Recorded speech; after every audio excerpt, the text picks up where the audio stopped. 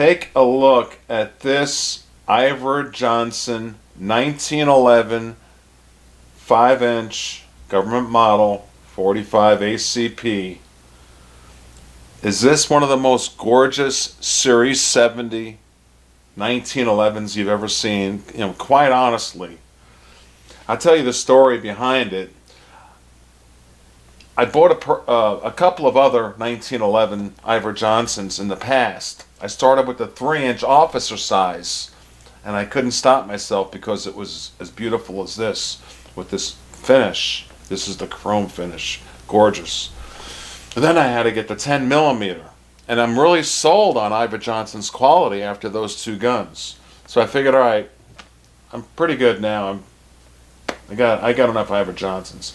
And then I seen this, and I'm looking at it saying, because you know how the gun shops, they keep the price upside down? I'm thinking, well, this one's another $800-900, or at least $1,000 for this gun. I'm thinking, I got two, I'm good. And then the retail price on this is only $700. And when I go through everything about this Iver Johnson 1911 with this chrome finish and this black pearl synthetic grip and everything I'm about to tell you about the Series 70 1911, you're going to realize this could be the best bang for your buck for an entry-level 1911. So let's talk about it. First of all, as you look at the beauty, I got to give you some research about the company Iver Johnson. If it's new to you, that's okay, because the history goes back to the 1870s when they started. They made some really quality revolvers, 32 caliber revolvers, and all these different caliber revolvers, and one of the most successful gun manufacturers of all time. And as things changed in modern times, in 2006, and I have to applaud the people who, the one person in particular, the president of the company, his name is Chad, who took over the endeavor of bringing the Iver Johnson name back, and not only bringing it back, but bringing it back to its glory days with truly quality products at reasonable prices.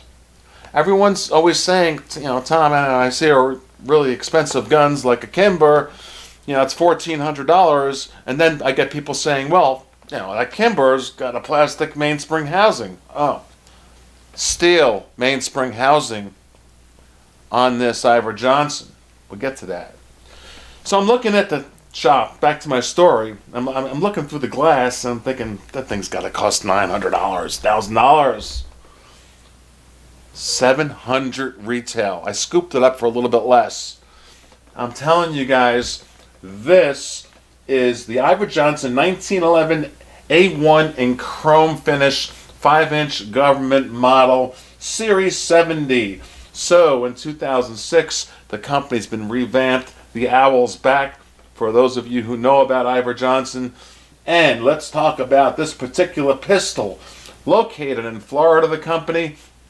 These guns are originally, they come from the Philippines. So, first of all, please do not anyone say guns from the Philippines are really not all that great, because it's not the truth.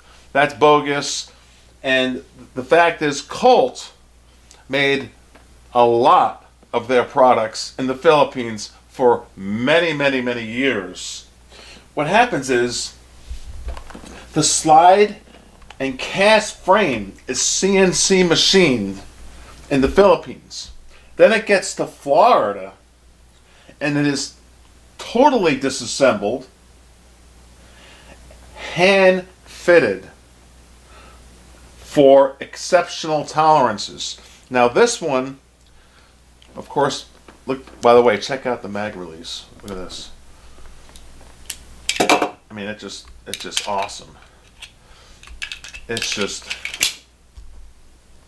pops right out. Okay, and these safety check guns. The slide and cast frame, as I was saying, is CNC machined in the Philippines. And then it gets to Florida. And it's hand fitted for exceptional tolerances. Tammy, please zoom in here. And when you're buying a 1911, you want it to be tight out of the box. So yeah, you do want to shoot 100, 150 rounds, loosen it up a little bit, clean it up. 1911s like to run clean. I shot 100 rounds through this morning, getting ready for this video, because I just picked it up a week ago, and it was perfect. No malfunctions, no failure to feeds, nothing like that. In modern times day now, 1911s, they're running pretty good. So we've got, like I said, a slide and cast frame, which is CNC machined, then all hand fitted in Florida, in the United States of America, tight out of the box. Now you've got the chrome polished finish. And here's a look at the other side. 1911 A1,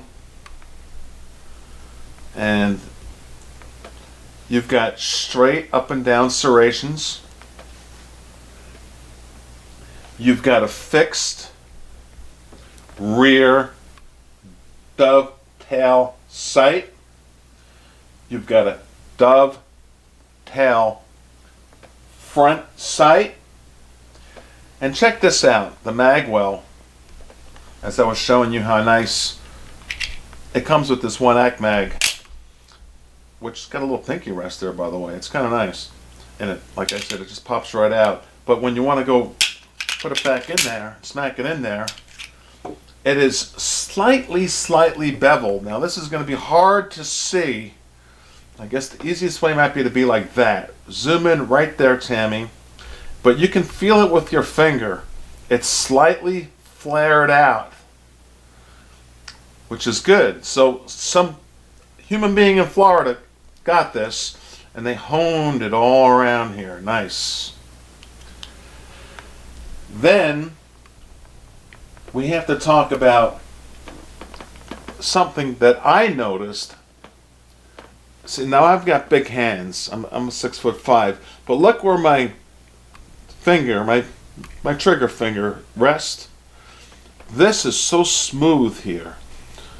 The finishing, the craftsmanship on the frame is just so perfect, and I can rest it right there. And I noticed that other 1911s don't have that little spot right there where you can put your finger. Little things like that attract me. And now the trigger, of course, it's got the 1911 trigger. I would guess it to be about 4 pounds, if not less. I mentioned it's got a steel mainspring housing. And of course it's serrated. You've got your grip.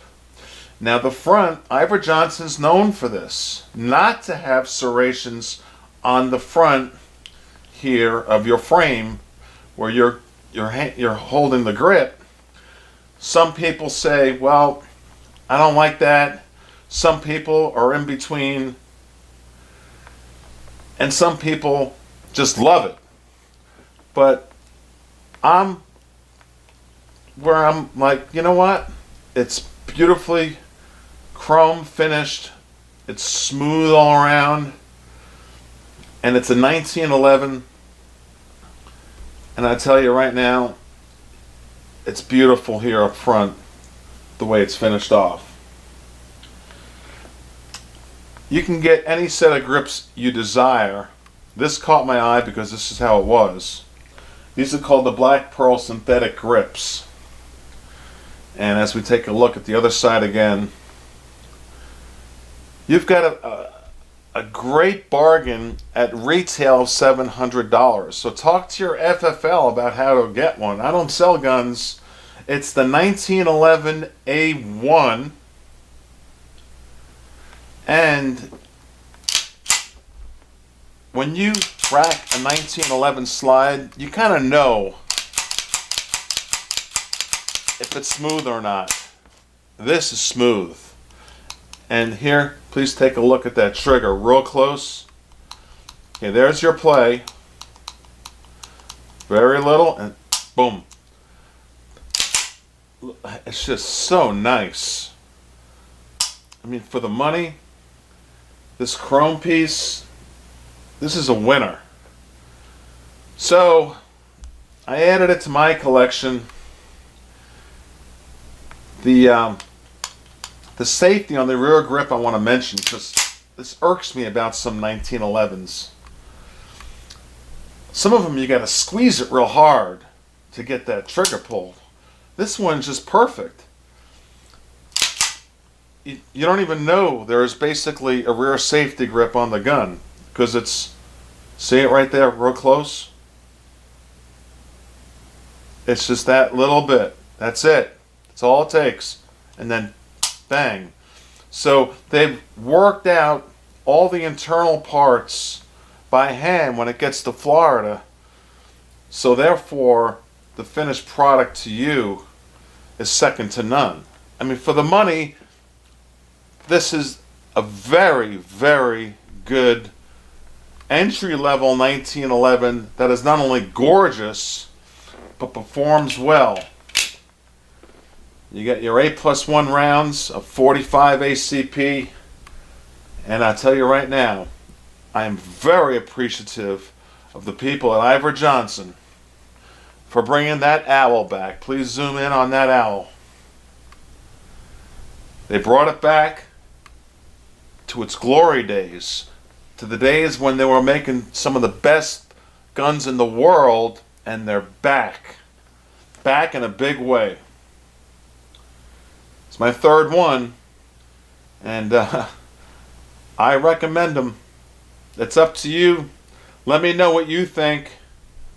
My name is Tom. Please subscribe to the channel. Please share this on all the 1911 forums. Go to weaponseducation.net, by the way. We have a beautiful gun forum there. And talk about this. Iver Johnson. $700 and less for their 1911s. You can get them for $400 or $500, some of them. There you go. Please thumb up the video. It's all good, my friends. Thank you. Bye-bye.